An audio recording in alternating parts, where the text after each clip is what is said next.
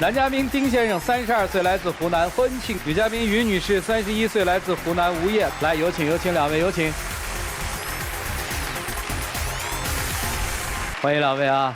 二宝多大2个月。男孩女孩？男孩。大宝呢？男孩。压力大不大？特别大。吵架吗？经常吵，一吵就提离婚。啊。我现在已经是完全受不了他了，好像跟了我以后。 让你受了特别大的委屈似的。主持人，你应该也知道，女孩子就是喜欢提嘛，但是我也不是真的要离，我就是要她改。对。但是她就老不改，我提离婚她都不改。我觉得我做的挺好的，在外面忙工作，回家来还得照顾你。你像，就是晚上他有时候喝水，倒一杯凉水吧，他说太冷了啊；倒一杯热水吧，他就说太烫了。就为了这样的一个小事情，能够给我吵一整夜。他说的这都是特别小的事情。 其实我们中间还发生了很多事，最主要的是我觉得他婚前和婚后的差别太大了。哎呀，4、5年了，都二宝了，还提那往事干什么呀？不是，因为我现在本来带2个小孩，我就特别的烦躁。那他就是经常对我爱答不理的，要不就是不耐烦。行，那咱们就从头开始说起啊，哪些变化？ 像结婚前就谈恋爱的时候，我要去哪就不用我说，他都是风里来雨里去，就主动的接送。现在我要去哪里，他就说你自己会开车，为什么要我送？哦，这本来也是嘛，我得要忙我自己的事情。我现在都是2个孩子的爸爸了，我不能一天到晚的围着你转吧？没多大的事儿，就这事儿啊。还有就是一点都不浪漫了。以前谈恋爱的时候就送我花呀，放孔明灯啊，特别的给我惊喜。现在我过个什么情人节啊、七夕节，我觉得这些节跟我根本就没有任何的关系。他就说，反正钱都在你手里，你想买什么你就买什么。不是钱是在你手里吗？钱是在我手里啊。你拿什么钱买呢？那他可以再额外赚呢。这就有点不讲理了哈。你要允许我们留私房钱，我们可以留了私房钱买给你。 私房钱，那我不知道他有没有。有没有私房钱？没有，我赚的每一分钱，除了吃饭、喝水、抽烟以外，全部都给你了。那你上次520，你还发了个5200的红包给我。对呀，哎，这我红包从哪儿来的？我不给你了吗？所以我的意思就是，他买礼物的钱他还是赚得到的。还有特别让我生气的就是我的亲妹妹，也就是跟他站在一边，就说我产后啊也有点毛病。我就特别的受不了，因为我家里人也不帮着我。啊，可以啊，争取广大的人民群众支持你，会斗争啊，没有。 我其实真的没有说特意的要联合起你妹妹一起来对付你。我知道我妹妹为什么对你这么好，你收买她呀。怎么收买？她拿钱啊。全部都给你了吗？所以我才生气啊。她还有多余的钱给我妹妹。不是，你怎么知道她有多余的钱给你妹？转账记录被我看见了。转了多少钱？转了2000块钱。钱从哪儿来的？是这样的，她是我小姨子嘛，她想换个手机啊，差2000块钱啊。 跟我姐夫开口了，我作为姐夫必须得借吧。我没有同意，你也没有让我知道，而且我也跟你讲了，你这个借给他了，那基本上就是肉包子打狗。那是你妹哎，这个妹妹向着他啊。你妈像谁啊？就是我觉得我妈她也是不知道要怎么搞。行，今天不都来了吗？来，请上来，看向着谁。 我同意。哎，不是的，你们2个怎么走到他那边去了？妈妈。你好，你好，这您闺女儿。对。这是女婿。对。这您二女儿。妹妹，你觉得你姐和你姐夫这个要离婚这件事儿，你赞同吗？我个人是不赞同的。不赞同啊。但是我觉得我姐姐有点神经质了。什么？你想我有点神经啊？不是，他说神经质，不是神经啊。你别想了，其实我们2个吵架有很大一部分原因都是因为你。 他现在什么事就是都觉得自己是对的啊，然后逮谁就说谁啊。之前生大宝的时候，半夜3更就打电话给我跟我妈，说他跟我姐夫过不下去了，说我姐夫不关心他，然后要离婚怎么着。后面2宝下来以后，他又把这样的话又说了一遍，然后打电话给我妈，弄得我妈晚上也睡不好。确实我都受不了他，别说我姐夫了，真的我都受不了他。你别讲这样的话，主持人是这样的，其实我受不了他，为什么？现在他住在我家里面。他为什么还住你家？就是因为这个事情我特别生气。他28岁了也还没结婚，又没找男朋友。然后我没结婚跟你有什么关系啊？对，那是他的自由啊。是他的自由，可是呢，他又不会搞饭吃。我妈呢就特别不放心他，所以就要在家里照顾他。但是我现在我的2宝生了，那我自己一个人搞不过来，所以我就要我妈妈来帮我，就是帮衬一下。然后我妈又放心不了他，就直接把他也带过来了。所以他现在和我妈妈就住在我家里。等于你们家人口还挺多。是的，然后房子也不是很大嘛，他住在我家也就算了，每天睡到12点钟才起来，任何的家务都不做，每天喜欢搞直播，搞到晚上凌晨3、4点钟。我搞直播我也是在赚钱啊，我又没花你1分钱，对吧？你还好意思？你赚的钱去哪里了？要不然你为什么要找你姐夫要拿2000块钱啊？而且这是找他周转一下，我又不是说不还，对不对？现在也没有还。那这是我跟他的事情，他都没有催我还，你催我干嘛？我家里面的钱是我做主，好吗？好。那我等一下就把钱给你好了，直接转给你。小姨子在你们家住，交家用吗？不交啊，这不好意思吧？妈妈听了俩闺女这么逗，心里挺难受的吧？不舒服啊？是这样的啊，吱吱要哭哈。是的，心里不哭。没事。其实怎么说呢？我这个大女儿真的也挺不容易的。是。我知道她怀大宝的时候啊，她就讲到，她前面怀大宝的时候，她都不想要这个儿子。当时啊，她就是工作嘛，但是要她选择。如果要工作的话，这小孩就要留掉。如果不要工作的话，你就选择小孩。但是他这个小孩是我要他一定选择，因为那时候他的年龄也已经不少了。我就说还是先把小孩生下来再说吧。工作的事以后还是可以慢慢解决，是吧？哎呀，妈妈你不要讲那么多，我现在最主要的就是妹妹回家去。回家去啊！这个从离婚又转变了啊，要把妹妹我可以回去啊，我可以回去。我回去我还自由自在呢，我还不用受你气，对不对？那你赶紧回去啊！我在家里的话，妈妈给我做好饭，对吧？我也不需要操这个心，是不是啊？那你赶紧回去，而且你不要我跟你姐夫在吵架的时候，然后你就说我不对，说我有狂躁症什么的。那你本来就不对呀，这是事实呀。哎，姐夫，说句话呀！其实我真的是希望能够好好的把这个家庭过下去，但是你一会儿这样一会儿那样。我真的是非常的伤心，不好整这事儿啊。回答几个问题啊。你跟他吵，是控制不住呢，还是什么？控制不住。你最大的委屈是什么？是因为妈妈刚才说的那个，因为生大宝，其实就有一次这个人生的转变嘛。怎么说呢？我是那种，女强人的那种性格，所以就是现在生2个小孩嘛，对我的工作还有我的。外形啊，各方面确实是有蛮大的影响，所以我觉得很委屈。你是不是觉得这个过去生个大宝，3岁的时候差不多熬出头了，对，然后又2宝，等于又跌进了这个深渊。对啊，我现在又要3年。所以你觉得挺绝望的是吧？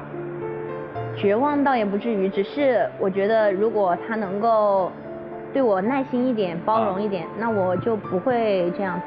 所以在家里你总得有一个宣泄口，我们都理解，对吧？是啊，所以我就他性格好一点嘛。好，您不帮他带孩子，恐怕他那儿也周转不开吧？差不多哈。对。但是如果把这个自己的小闺女一个人放在家里，您心里也不放心，对吧？对。所以只能带在身边，对吧？是啊。家里2个男孩哈。对。你也在那家里住着，你什么感受？我也觉得经济压力特别大，觉得他们的经济压力特别大。你看。妹妹也觉得压力大了，所以我们先谢谢2位啊，谢谢，请回啊，谢谢你们啊，请回。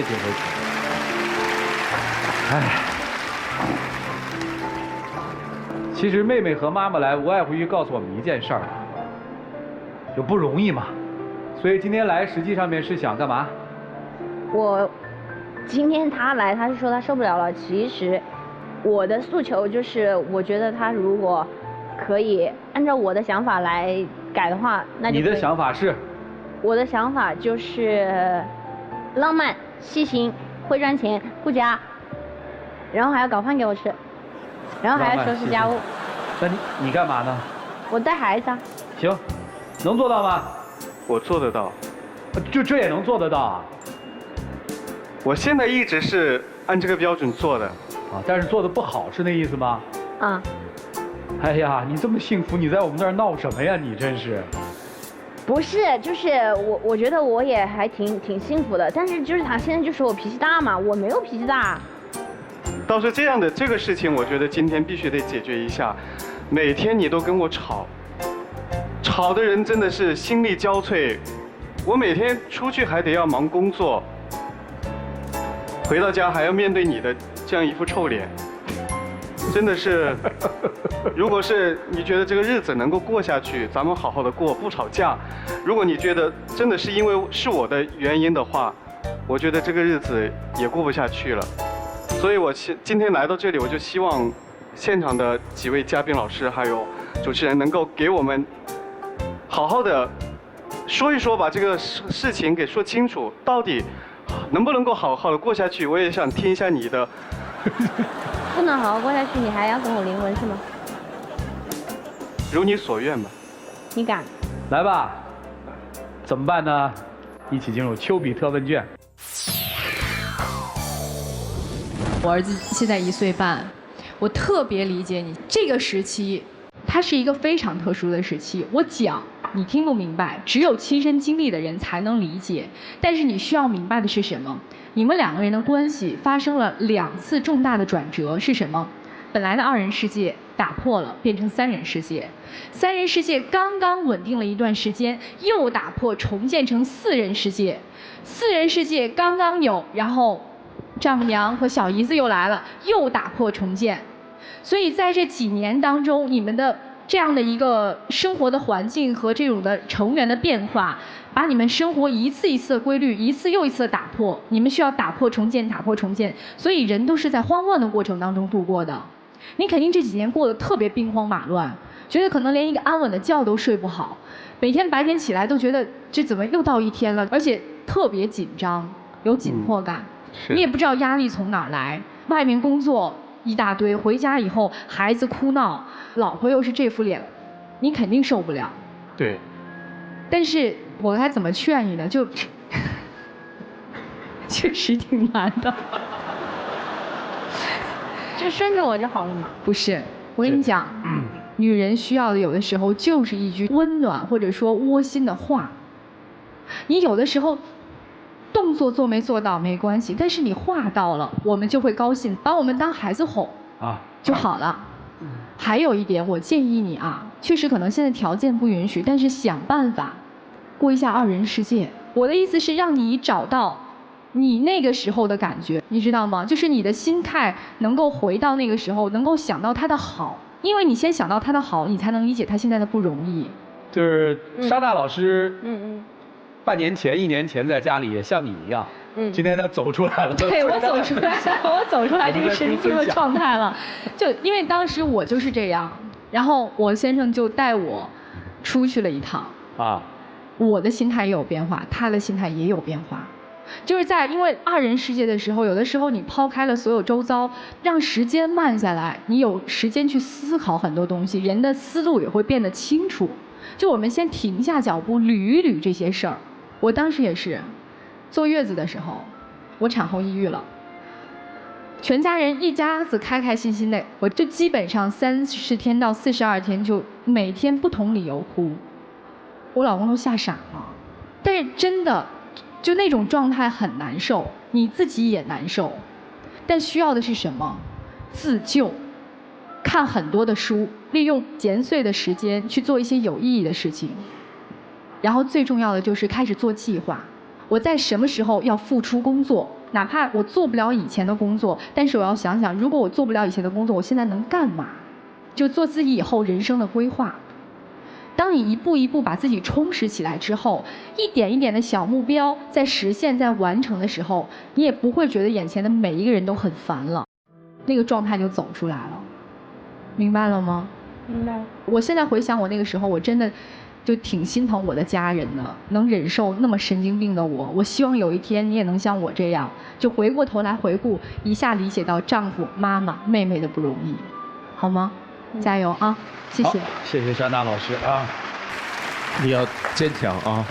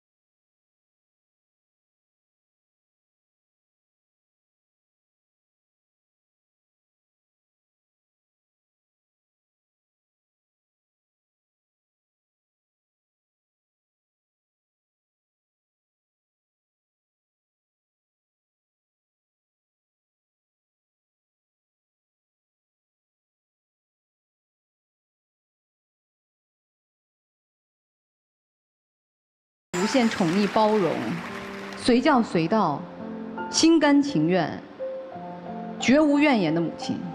你有一个愿意给你排忧解难、当你帮手的好岳母。固然是我们在产后激素发生了极大的变化，生理心理会多少引起所谓的焦虑，但是姑娘，我们不能一直拿这个说事儿啊。我们在身体不舒适、心理不舒适的时候，如果再无限的放大，结果是什么呢？只能是你压得越重，反弹得越严重。所以你看现在闹得不可开交，这就是你放大的焦虑啊。你选择了做2个孩子的妈妈，你就要承担这一切，照顾好孩子，在逐渐发展自我。你这么焦虑，影响的不仅仅是他们，我其实特别担心你的2个宝宝。妈妈爸爸天天吵架，这2个孩子虽然小，他会感受得到的。焦虑的母亲就会带出焦虑的孩子啊，你不担心吗？我多说一句，我想跟妈妈说一句啊，你们的母亲非常的伟大，但是你们的母亲有些让你们家庭的关系边界不清。我也希望妈妈这个年龄了，姑娘，让妈妈适当的放松放松吧。你们的日子尽量自己过，还有你那个妹妹小姨子，28岁了，自己的生活自己过，不要再贪恋着母亲的照顾。所有人的边界不清，导致整个家庭混乱。一切都清晰了，自然你们就能回到本身的角色当中，做好自己。谢谢。好，谢谢严老师。来，涂老师。看得出来，其实你是有点看不上妹妹的。你希望妹妹搬走，因为妹妹增加了家庭当中很多的烦恼和关系上的矛盾。那如果妈妈跟着妹妹一起走呢？所以我就虽然有用的留下，没用的给我走。你是一个很实用主义的，对吧？让你妹妹走这件事儿，绝对不能让她去说，也不能你来说，而应该妈妈来说。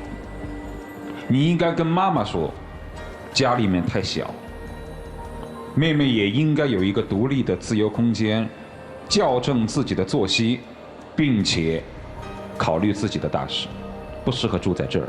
但绝对不能由你们俩开口，你们俩要是一旦开了口，这梁子就结下了，而是应该让妈妈去说。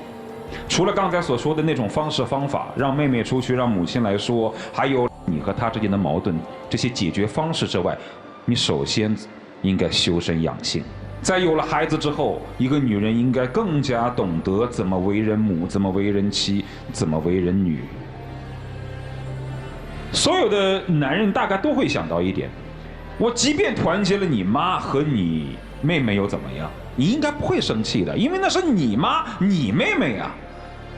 表面上他们站在我一边，但实际上跟你是有血缘关系的，本来你不会生气的，你肯定是这样想的，对吧？而且还衬托得出我像个模范丈夫。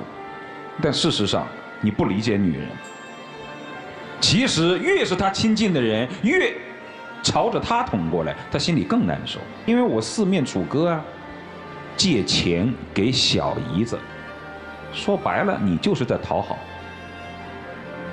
你是真做好人吗？你是没有界限。我承认你这样的姐夫确实是不错的姐夫，但是如果在一个家庭当中，你被别人捧得高高的，他被别人压得低低的，你高兴？夫妻之间一荣俱荣，一损俱损。要说两个夫妻都好，那才是真的好。只要把一个说得特别好，一个特别不好，其实这夫妻关系就一定恶了。所以你也别沾沾自喜，任何事情得有主有次。在这个家庭生活当中，你妈、他妈还有妹妹都是外人。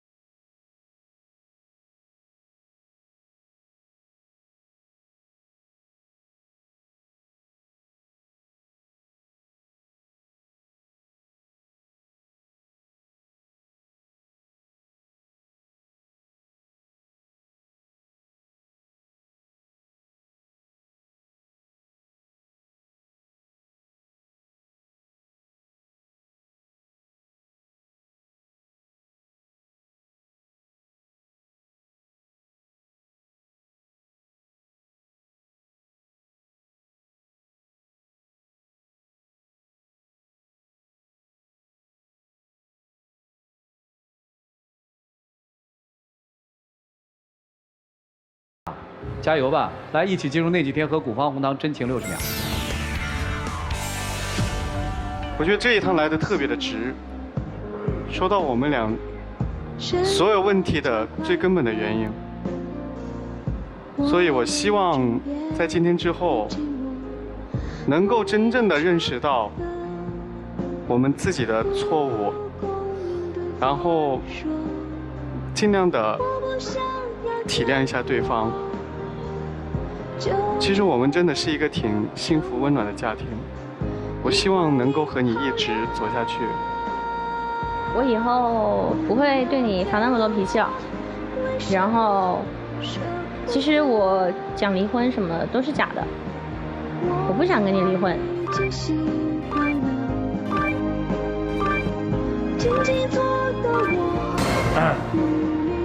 行了，没事了，别较那么大的真儿啊，回吧。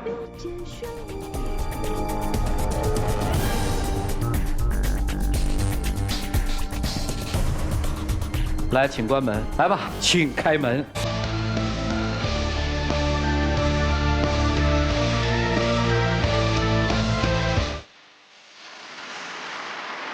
还拿着个劲儿，哎呦，快去吧。